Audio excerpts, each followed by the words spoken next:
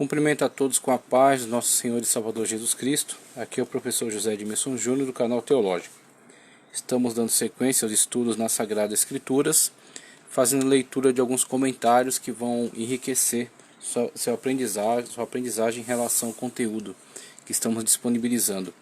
E agora vou trazer a contribuição do comentário bíblico de R.N. Champlin, o Antigo Testamento interpretado versículo por versículo, volume 1. Estamos lendo em Gênesis, vamos para o capítulo 3 de Gênesis, ver então a contribuição de R.N. Champlin, ok? Vamos para o capítulo de número 3. Pronto, aqui está. Capítulo 3, comentário bíblico de Champlin. Peço para que você curta o vídeo, compartilhe, inscreva-se no canal.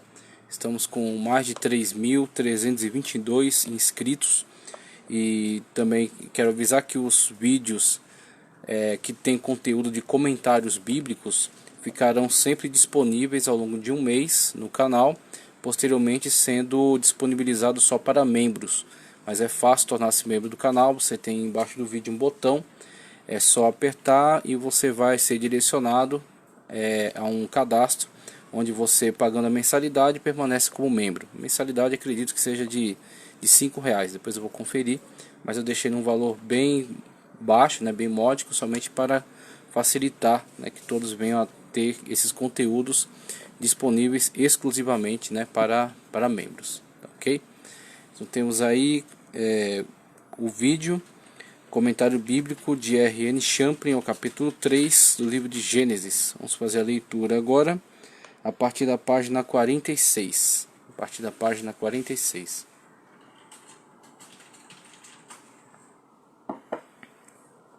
O texto nos diz: Queda do homem, capítulo 3, do versículo 1 ao de número 24. O homem alienado de Deus é o primeiro subtítulo que ele coloca aqui.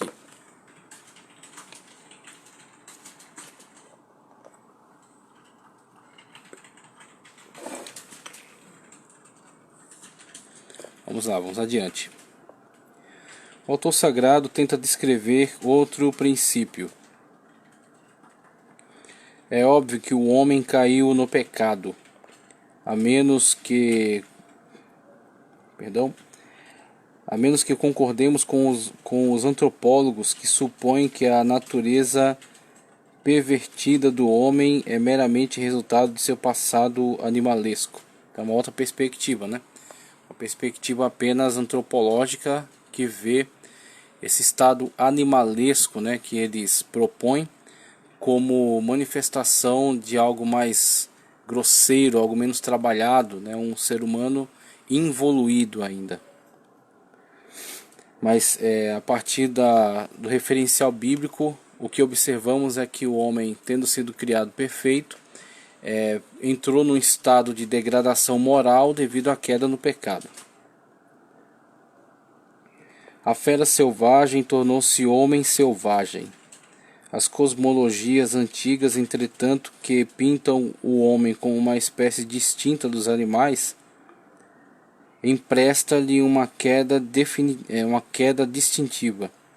Platão pensava que a queda humana ocorrera através tanto da curiosidade quanto de certa tendência interior para a perversão, que o homem resolve satisfazer.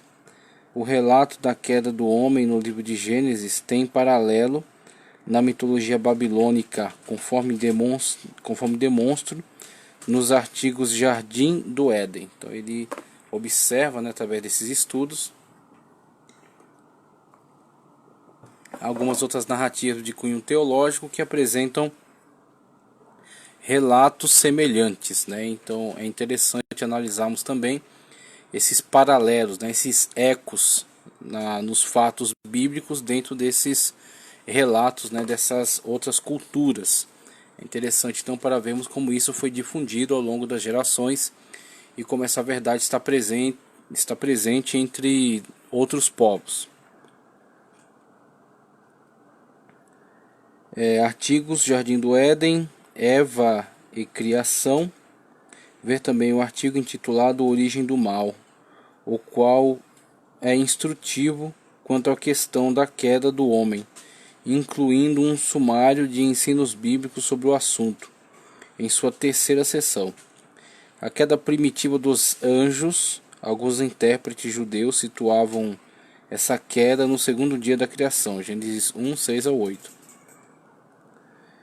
Por ser esse o único dia em que não há comentário de que Deus viu que isso era bom. Mas isso é uma observação trivial. Os trechos de Isaías 14, 22 e Apocalipse 12, 14 favorecem a ideia da pré-existência, favorecem a ideia da pré-existente queda dos anjos, antes da criação física. Alguns pais alexandrinos da igreja acreditavam na pré-existência da alma humana, pensando que a queda espiritual do homem tivera lugar junto com a queda dos anjos. Nesse caso, isso foi transferido para a esfera terrena. Quando o homem recebeu um corpo físico, ou seja, foi transferido para a esfera terrena, quando o homem recebeu um corpo físico. Então são algumas propostas, né, que na verdade se diferenciam dos relatos da Sagrada Escritura. Essa ideia da pré-existência da alma é a ideia platônica, né? Platão defendia essa possibilidade, e algumas escolas que estudavam esses autores, numa tentativa de aproximação entre as narrativas bíblicas e esses pensamentos, né, desses filósofos, acabaram admitindo essa ideia da pré-existência da alma e até dessa possibilidade de uma pré-queda, que já tenha tido uma queda do homem num estado ainda espiritual, pré-existente, pré-material, vamos colocar assim, né? E que posteriormente, com a sua constituição física, isso se manifesta, né, nessa natureza agora humana, né, nessa natureza agora física. A história modelo da tentação. À medida que avançarmos na exposição, descobriremos que estamos manuseando uma história modelo da tentação, cujos fatores são verazes no campo de qualquer época da história humana. Ver um sumário sobre esses fatores em Gênesis 3:24, uma história modelo, né, como ele coloca aqui. Outra coisa que eu quero observar são os recursos. Então essa edição do comentário bíblico de Champlin nos traz uns recursos de ilustração em relação aos estudos da Sagrada Escritura que são bastante úteis.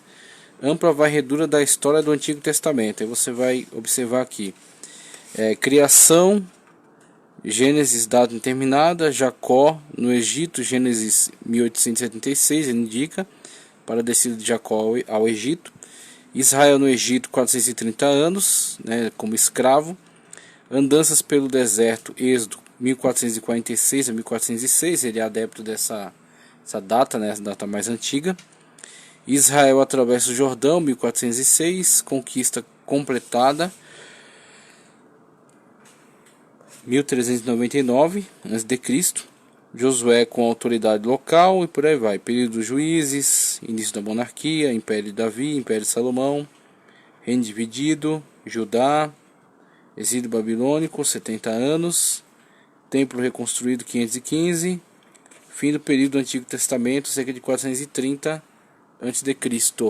Então temos aí esta ordem cronológica, né, conforme estabelecido aqui por Russell Norman Champlin, e que nos ajuda a ter um entendimento de como se deu o andamento dos fatos dentro da Sagrada Escritura.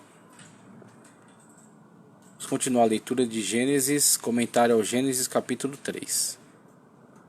Vamos lá. Comentário ao Gênesis capítulo 3. A árvore da vida também é proibida. Segundo se vê em Gênesis 2, 16 e 17, a proibição era aplicável somente à árvore do conhecimento do bem e do mal. Mas Gênesis 3, 22 expande essa proibição por implicação para a outra árvore, a da vida. Alguns intérpretes supõem que essa extensão tenha se originado no folclore babilônico e não na versão original do autor sagrado. Porém, o sentido desse versículo pode ser que, uma vez no estado pecaminoso, teria sido um erro imenso que o homem fosse imortalizado. Ok, essa é uma perspectiva bastante correta, que o homem, tendo agora decaído do seu estado de perfeição, ao qual fora criado por Deus, estando agora no estado de pecaminosidade, aguardando agora por todo um processo salvífico que já é anunciado aqui no chamado proto-evangelho, né? Quando fala acerca da semente da mulher que esmagará a cabeça da serpente, indica Cristo que virá na plenitude dos tempos.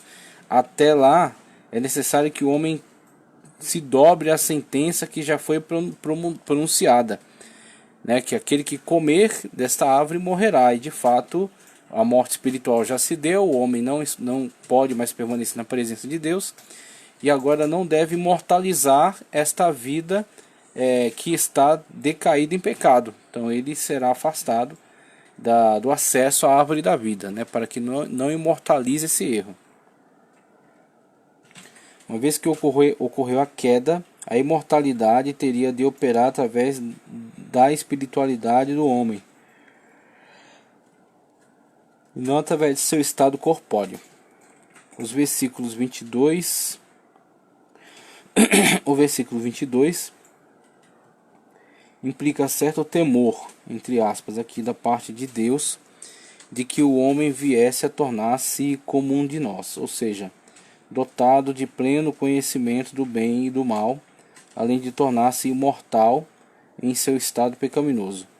A remoção do primeiro casal do Jardim do Éden pôs fim a essa ameaça. Alguns estudiosos pensam que essa ameaça era contra a supremacia de Deus, e outros ajuntam que isso se derivaria dos mitos babilônicos. Todavia, talvez devamos pensar em supremacia. Talvez não devemos pensar em supremacia e sim na obtenção da imortalidade no estado pecaminoso. Ok. Uma situação simplesmente intolerável. Destarte, o homem tentaria aproximar-se de Deus pelo lado errado. O Evangelho é que prevê o caminho certo de abordagem.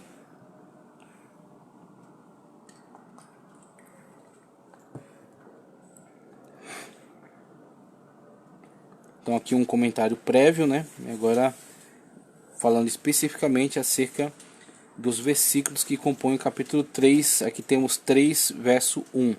O texto em hebraico, referente, e agora o comentário. A alienação do homem. Na teologia, a crença de que o homem caiu e, em consequência, tornou-se um ser alienado, carente de restauração, reconciliação e salvação. A teologia localiza a alienação do homem em sua condição moral, provocada pela sua revolta espiritual. Romanos 3:9. O modernismo e todos os tipos de liberalismo, abandonando a explicação sobrenatural da alienação humana, retrocedem a um evangelho social cujo intuito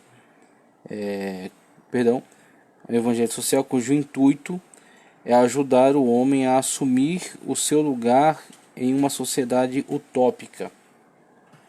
À medida que guerras, pobreza, ódio e violência generalizada embotam essa visão, a neo-ortodoxia postula um abrigo na reação existencial interna do homem à realidade transcendental. Entretanto, o homem não pode entender esse tipo de conceito e continuar alienado. O existencialismo declara que a alienação é uma piada da natureza, por ser a própria substância do não-sistema mundial. O cosmos seria apenas uma existência caótica e irracional. Estamos falando aí da perspectiva existencialista, né, que fala dessa maneira. Através da piada da evolução, fomos envolvidos nesse caos. o homem só pode vencer a alienação forçando os seus próprios valores sobre esse mundo amoral. Então, temos aí algumas palavras, né, a partir de um enfoque existencialista sobre a questão. A Bíblia oferece uma declaração mais esperançosa. O homem caiu, mas Deus não o abandonou. O homem retém a imagem de Deus e a imagem espiritual de Deus continua podendo ser implantada sobre a missão de Cristo no mundo. Teve por finalidade receber todos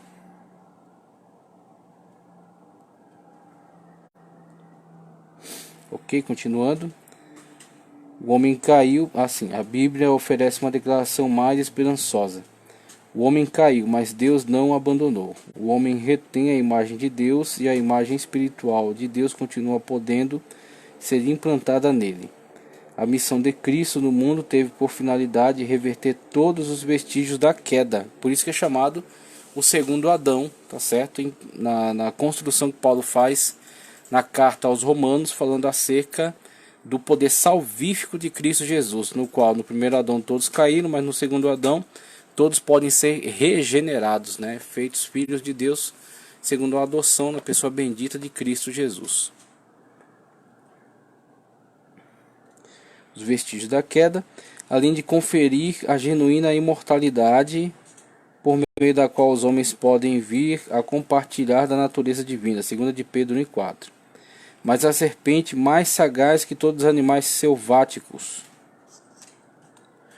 Os intérpretes judeus posteriores diziam que a serpente era o diabo disfarçado. Daí a declaração cristã em Apocalipse 12:19, também o 20, verso 2. Mas essa doutrina surgiu relativamente tarde nas crenças judaicas. Ok? Temos diante de nós uma serpente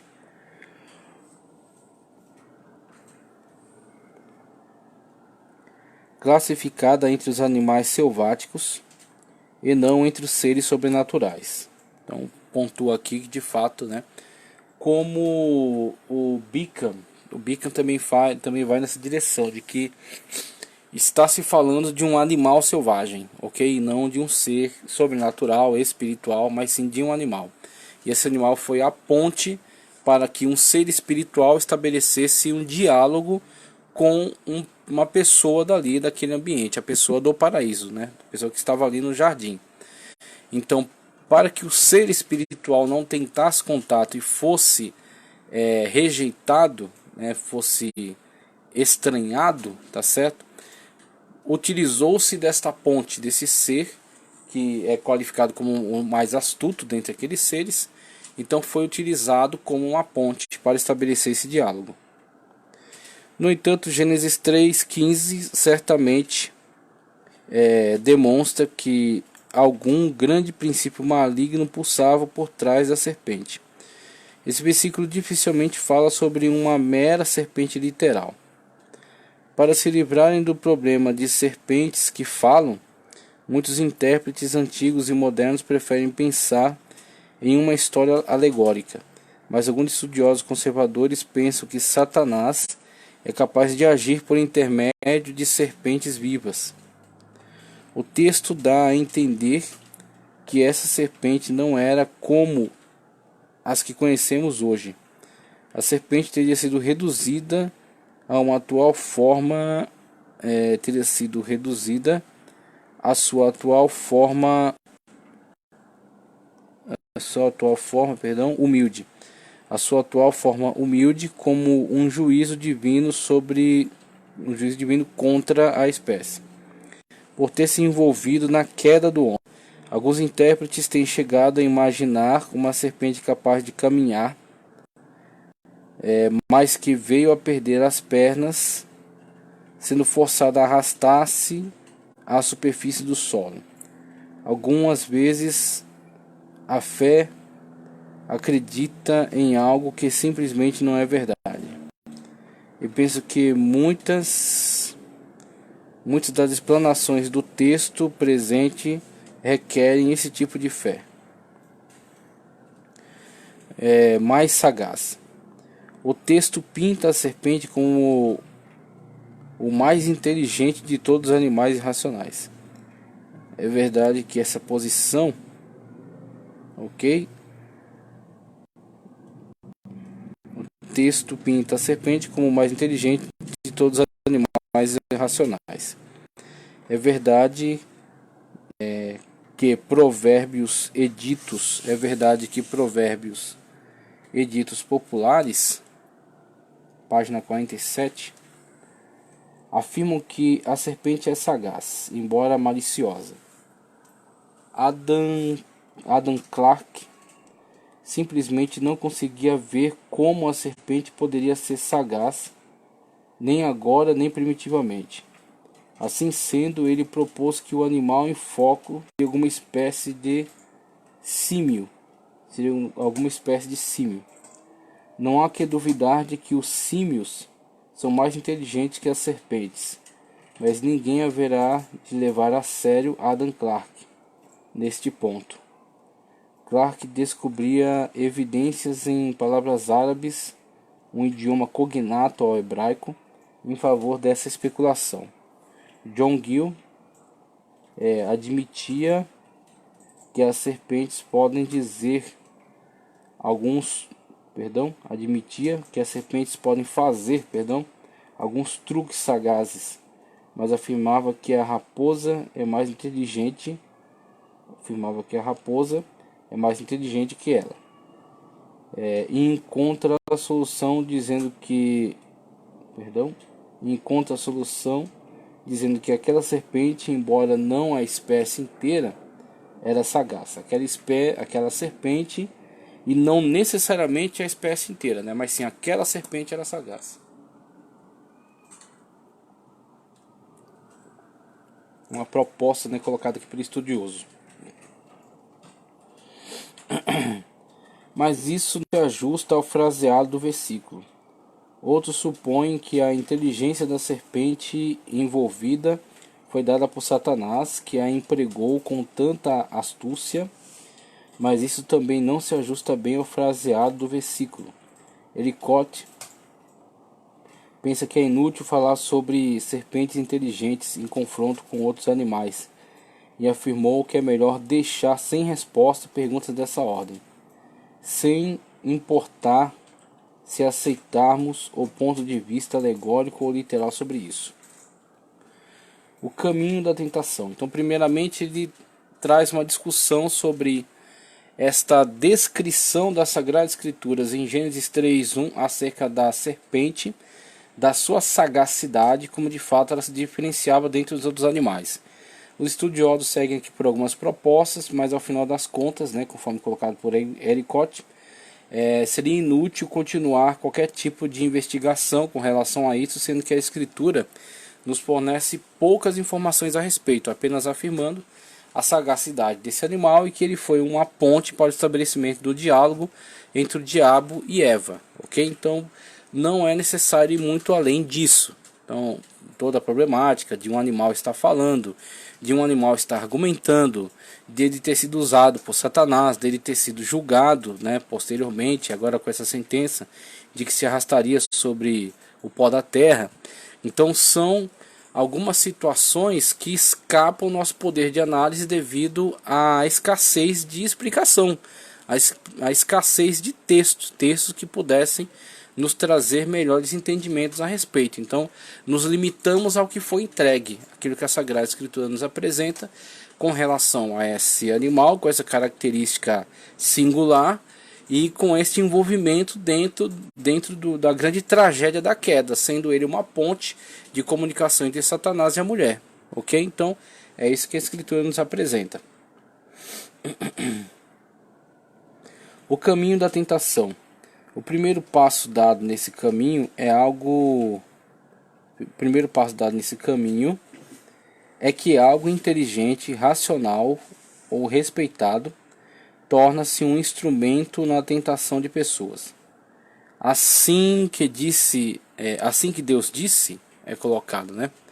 assim que Deus disse? O segundo passo no caminho da tentação é que a autoridade respeitada e de confiança que tenta contradiz a ordem divina, procurando anulá-la por raciocínios falazes. Essa autoridade é um mentiroso sutil. Não beneficia realmente o homem, embora finja fazê-lo. Um Deus de bondade poderia mesmo negar a você essa coisa tão boa? A bondade de Deus é posta em dúvida. Busque a sua própria felicidade. Não se restrinja àquilo que presumivelmente Deus disse. Satanás, desde o princípio, é homicida e mentiroso, conforme João 8,44. A serpente não mentiu devido à falta de informações, mas enganou deliberadamente a mulher. Veja o geral, ok. Então aqui também colocamos a possibilidade, né, de um envolvimento maior do próprio ser, né, dentro de toda essa dinâmica aqui. Mas certamente fica claro a influência maligna que estava operando ali, né? Então todo esse diálogo estabelecido com a mulher, essa argumentação, essa contradição à fala de Deus são um engendramento da ação maligna. O diabo engendrou toda essa discussão, né, esse diálogo e esse convencimento para que ela viesse a sentir a proposta. A serpente não mentiu devido à falta de informações, mas enganou deliberadamente a mulher. Veja o artigo geral do dicionário intitulado Satanás. Então temos aí também outro veículo, né, de informação, que é o dicionário de Champlin. Para 3.2, o texto em hebraico aqui e a análise que é feita a partir dele. Vejamos. Podemos comer. Então veja que a análise de Champlin ela é bastante detalhada, tanto que a obra é enorme, tá certo? Inclusive agradeço, né, primeiramente ao Senhor, ao meu Deus, por essa oportunidade e a vocês por todo o envolvimento e colaboração, porque foi através, tá certo, desse intenso trabalho desde 2015 e agora vindo a receber alguns valores do YouTube, podemos investir na compra deste comentário bíblico. Então, um comentário bíblico detalhado, extenso, com muita informação que de fato vai enriquecer o nosso estudo das Sagradas Escrituras, ok? Então aqui, isso aqui é fruto também da sua cooperação, da sua participação, assistindo os vídeos, curtindo, compartilhando com pessoas, se inscrevendo no canal e fazendo com que tenha um longo alcance, né? Venha abençoar outras vidas e venha trazer este enriquecimento aqui para a nossa vida, ok? Então estamos fazendo aí a devolução disso com compartilhamento desse material, desse conteúdo. Vamos lá, vamos adiante.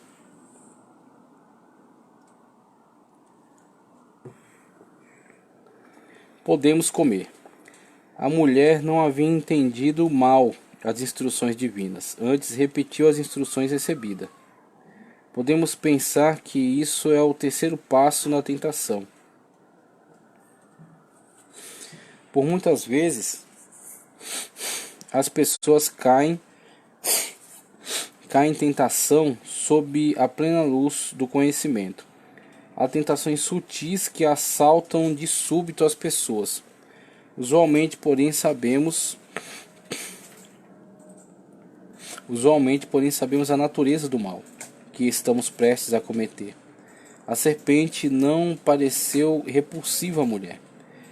Ela dizia coisas lógicas. A mulher sabia quais eram as instruções de Deus. Embora Eva tivesse falado em ter sido enganada, parece que sua dificuldade estava em sua fraqueza interior, em meio mesmo à sua inocência. Para 3.3, temos aqui o texto em hebraico e segue o comentário. Disse Deus, aquela árvore, a do conhecimento do bem e do mal. Aquela árvore, a do conhecimento do bem e do mal, fora proibida por ordem divina. De acordo com alguns críticos, o versículo 22 amplia essa proibição à árvore da vida. E isso concorda com a versão histórica segundo o folclore babilônico, Pelo menos nesse ponto, versículo 3, o fruto da árvore do conhecimento do bem e do mal estava fora de cogitação. Nem tocareis nele. Alguns eruditos pensam que a mulher adicionou isso à proibição divina, visto que esse item não é mencionado antes, mas há quem suponha que temos aí um detalhe simples sem maior significado, adicionado pelo autor sacro. Se foi a mulher quem fez tal adição, então podemos considerar isso um quarto passo no caminho da tentação. Os homens fazem adições à palavra de Deus, pervertendo-a, inclusive Matthew Henry vai por esse caminho, viu? Matthew Henry, ele explora essa situação na qual a mulher ela amplia essa proibição, e quando ela assim o faz, distorce ou acrescenta, né? Então você tem alguns defeitos na declaração das palavras, né, do Senhor através da Sagrada Escritura, ou no caso aqui de Eva, através desta ordem recebida por meio de Adão.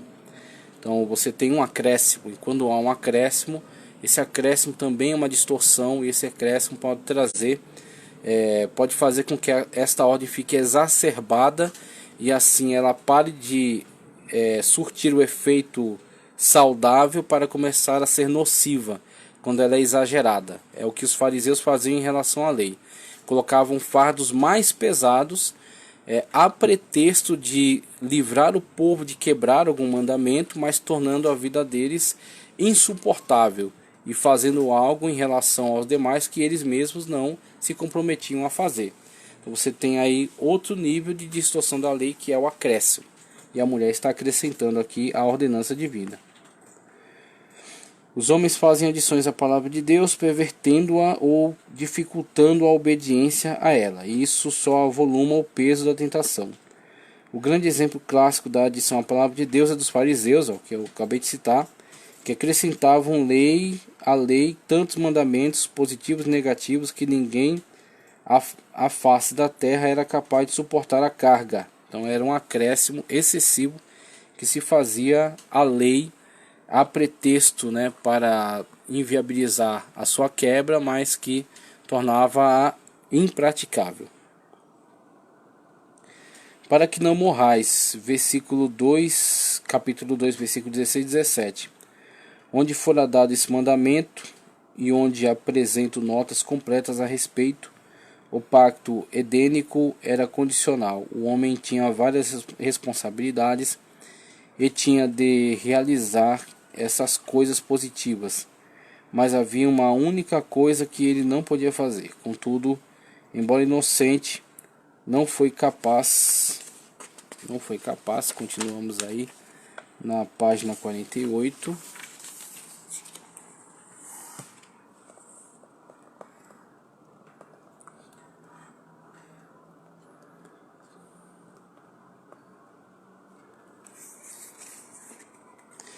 Não foi capaz de evitar a única coisa que lhe fora vedada a fazer. Não foi capaz de evitar a única coisa que lhe foi vedada a fazer. Ver no dicionário o artigo intitulado Pactos, o 8º. E também Pacto Edênico, nas notas sobre Gênesis 1:28. O autor sacro tentou aqui explicar a origem da mortalidade. Ele não entendia que o homem já fora criado mortal, ou que evoluíra como tal. Simplesmente aceitava que um ser criado por Deus não poderia ser mortal. Os antropólogos e os critérios em geral supõem que a mortalidade do homem é uma simples consequência da mortalidade animal.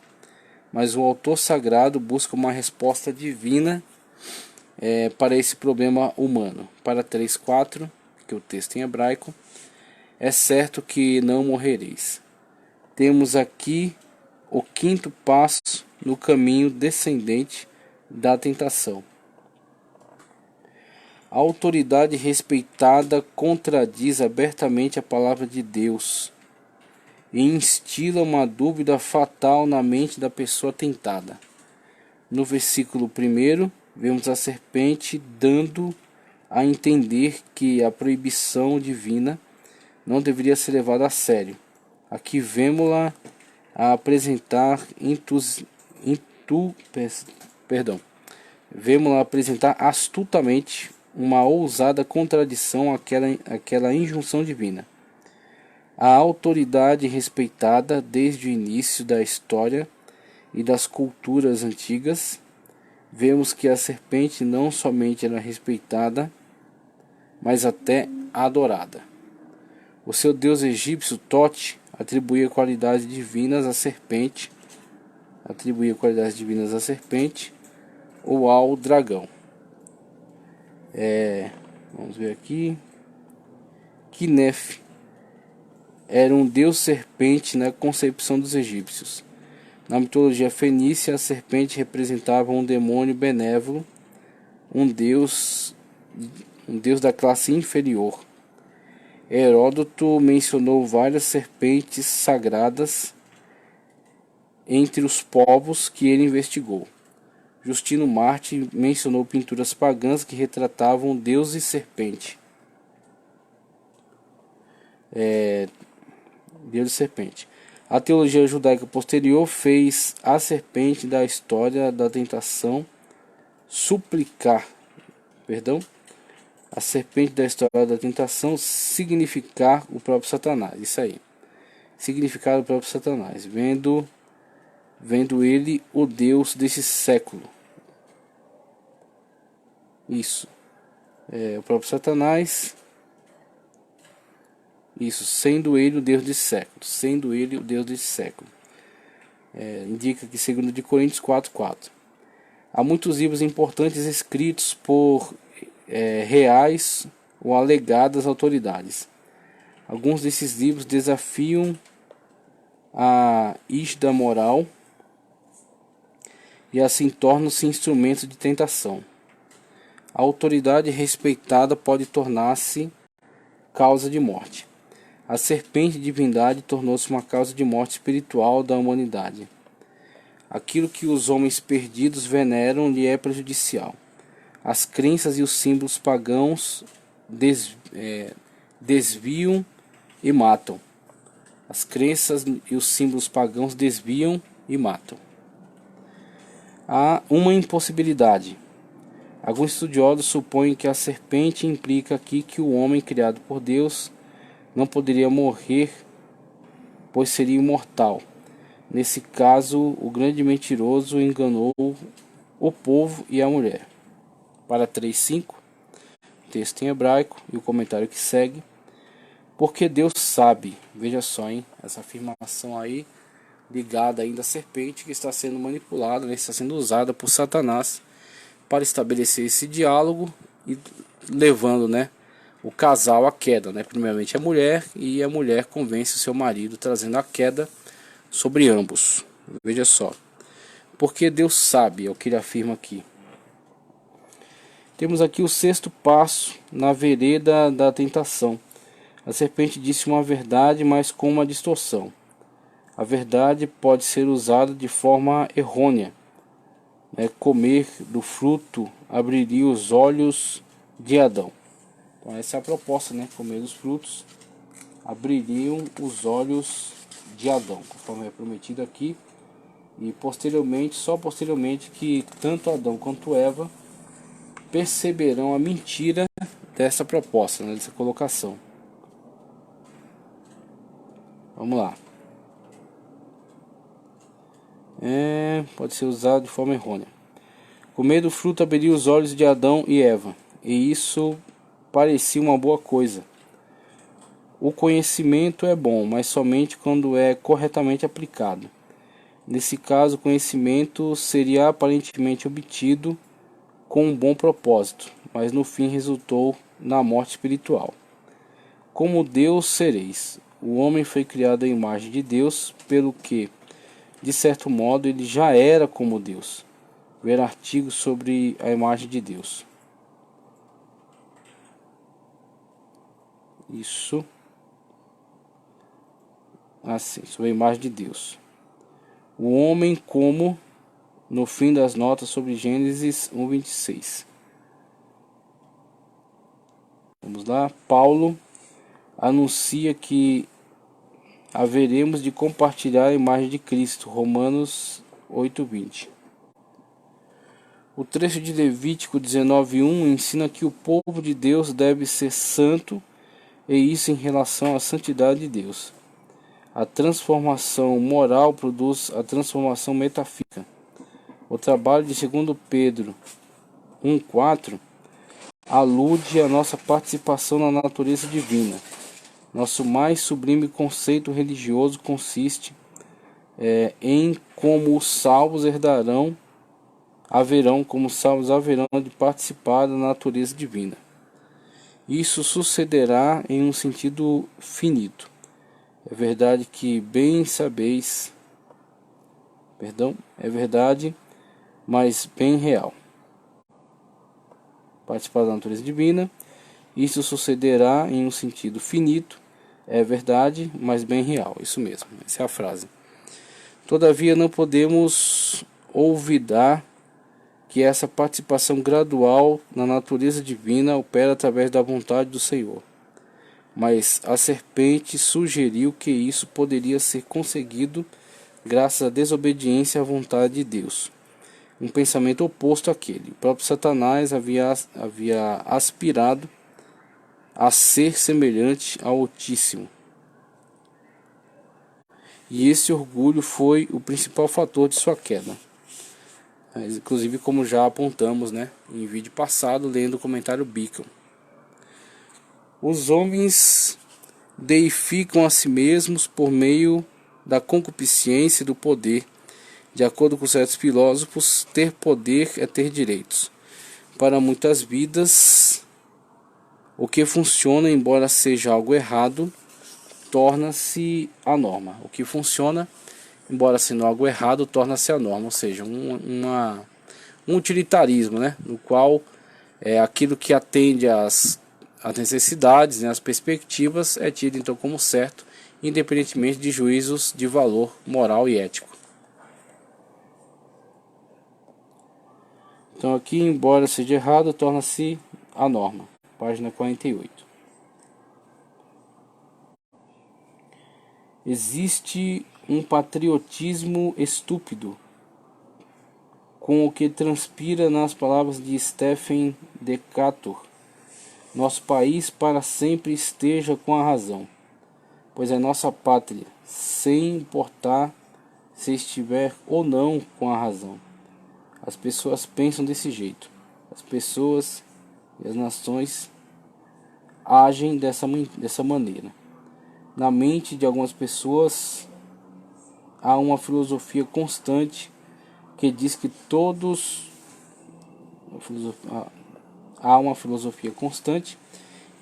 bons alvos podem ser atingidos por quaisquer meios.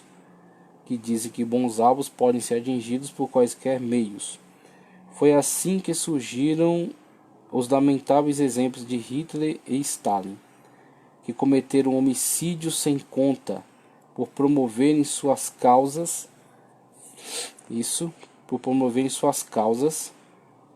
Há muitas pessoas que continuam adorando a esses deuses falsos. Historicamente, o comunismo vinha sendo promovido mediante o genocídio. No entanto, há pessoas que até se dizem parte da igreja que servem a essa falsa divindade. E aqui vai passar a falar acerca de Elohim. Elohim, aqui traduzido por Deus, no relato da criação do primeiro capítulo de Gênesis. Essa palavra que está no plural do hebraico é usada para indicar Deus. Veja a nota sobre Gênesis 1:1. Mas o segundo relato da criação prefere Senhor Deus. Yahvé Elohim. Senhor Deus. Yahvé Elohim. O Deus que é Deus, ok? Yahvé Elohim. O que é discutido em Gênesis 2:4. Assim aqui está. Yahvé Elohim. O que é discutido em Gênesis 2:4. Essa mudança dos nomes, os críticos veem uma fonte autor ou autores. Aí entra a teoria das fontes, né, que é muito abraçada dentro de uma teologia numa perspectiva mais liberal. A teoria das fontes indica pelo menos 4 fontes distintas para o Pentateuco, né, sendo as fontes javista, eloísta, sacerdotal e deuteronômica, tá? Sendo javista e eloísta as mais arcaicas, né, as mais antigas. Javista é a mais antiga dentre elas, sendo incorporadas posteriormente à fonte deuteronomista, e mais posteriormente ainda na época de Esdras, sendo reescritas, vamos colocar assim, adaptadas, né? Então você pegando fontes diferentes e costurando, adaptando, sendo a sacerdotal a última das adaptações, que costura toda a história e inclui outros elementos, né? E assim dá o formato final ao Antigo Testamento. Então temos aí a teoria das fontes, né, onde apresenta aí pelo menos essas 4 fontes para o Pentateuco, tá? E aqui você tem então essa perspectiva a partir desta ideia, né, dessa forma de enxergar a construção do texto sagrado, o que não é endossado pelas linhas ortodoxas, que entendem sim, a partir do testemunho bíblico e de outras evidências, que todo o texto saiu da caneta de Moisés, por meio da inspiração de Deus. No Antigo Testamento, Elohim também é termo usado para indicar os anjos. A serpente, pois, sugeriu que os deuses são muito parecidos com Deus, particularmente um ponto pleno, particularizando